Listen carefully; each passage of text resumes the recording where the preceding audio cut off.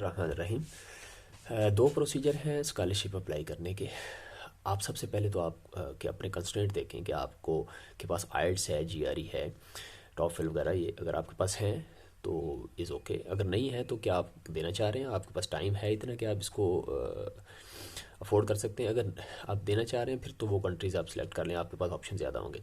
अगर नहीं देना चाह रहे और आपके पास टाइम भी कम है तो डोंट वरी, इसमें कोई परेशानी वाली बात नहीं। आप वो कंट्री सेलेक्ट कर लें जहाँ आइल्स वगैरह की और जीआरई की ज़रूरत नहीं है, और आप वहाँ जाके जस्ट गूगल करें। ये सारा काम आप खुद कर सकते हैं। दो सर्विसेज आप या तो सेल्फ करें या पेड सर्विसेज लें। पेड के लिए आप किसी कोलीग से, हमारे कोलीग जो हैं कई सर्विसेज दे रहे हैं, आप उनको पैसे दें कुछ और वो आपका काम कर देंगे, सारा प्रोसेस खुद करवा देंगे।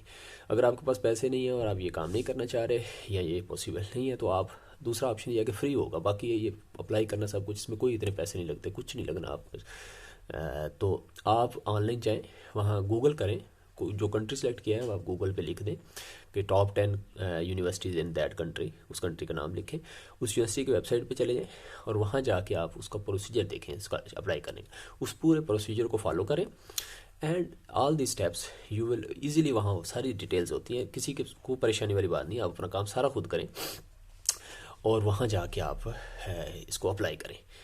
बाकी मैं इसको आपको डॉक्यूमेंटेशन कैसे प्रिपेयर करनी है और प्रोफेसर से एक्सेप्टेंस कैसे लेना है ये अगली वीडियो में आएगा।